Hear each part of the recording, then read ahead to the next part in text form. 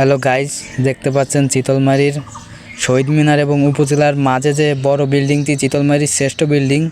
এত বড় বিল্ডিং আর নাই চিতলমারী।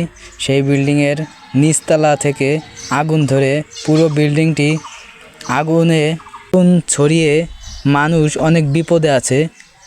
প্রায় ব্যাংক হলো 3টি, ক্লিনিক 1টি এবং নিচেই দোকান আছে, অনেক প্লাস্টিক এবং জামা কাপড় এবং খেলনাধুলার দোকান আছে এবং মানুষের খুব ভিড় লেগে থাকে অনেক।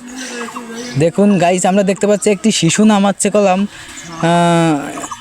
এই ব্যাগে করে, না এই কাপড়ে করে একটি শিশু নামাচ্ছে। সবাই দোয়া করেন যেন সব মানুষ বেঁচে যায়, বেঁচে ফিরতে পারে, যার যার পরিবারের কাছে হস্তান্তর করতে পারে। মানুষ যাদের লোক হারিয়ে গেছে তারা আমাদের চিতলমারী উপজেলা পর্যায়ে যে স্বাস্থ্য কমপ্লেক্স, এখানে এসে আপনাদের রোগীদের সাথে দেখা করুন। তারা এই চিতলমারী স্বাস্থ্য কমপ্লেক্সে আছে, সরকারি হাসপাতালে। এখানে 5টি ফায়ার সার্ভিসের ইউনিট এবং সেনাবাহিনী অনেক মানুষ এসেছে এবং আমাদের এলাকার ভাইয়েরা যারা চিতলমারীর যে লেবারগুলো, যারা ঢাকা থেকে যে মাল নিয়ে আসা হয় সেগুলো দোকানে পৌঁছয়, তারা আমাদের জীবন দিয়ে তারা সর্বপ্রথম তারাই এখানে এসে লোকজন বাঁচাইছে। তারা গেটের ব্যালকনি ভাঙ্গে তাদের এক এক করে ছাদে উঠেছে, তারপরে তাদের রক্ষা করছে।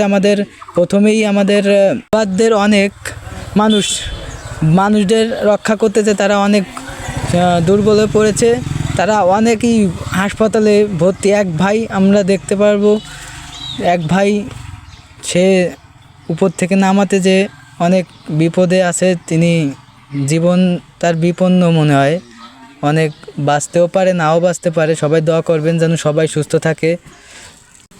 সোনালী ব্যাংক এখানে অবস্থিত, তার সাথে আরও 3টি ব্যাংক, মোট 4টি ব্যাংক এবং অনেক দেখা যাচ্ছে একটি বিটিকে নামানো হচ্ছে। এখানে ক্লিনিকের লোক খুব অসুস্থ দেখা যাচ্ছে, তারে মানুষ অনেক ধৈর্য করে নামাচ্ছে। দেখা যাচ্ছে সেনাবাহিনী অনেক কাজ করছে। এখানে কোনো পুলিশ দেখা যাচ্ছে না। জানা যায়নি যে কী কারণে আগুন লেগেছে। মূল হলো আমাদের এইখানে বলে কাল রাত্রে সিজার হয়েছে 3টি, অ্যাপেন্ডিসাইডের অপারেশন হয়েছে 2টি, সকালে বলে সিজার হয়েছে 2টি। অনেক মানুষেরই এখানে সিজার হয় চিতলমারী তাপসের ক্লিনিকে। আগুন সকালে লেগেছে 8:30টার সময় আগুন লেগেছে। আগুন লাগার কিছুক্ষণ পরই আমাদের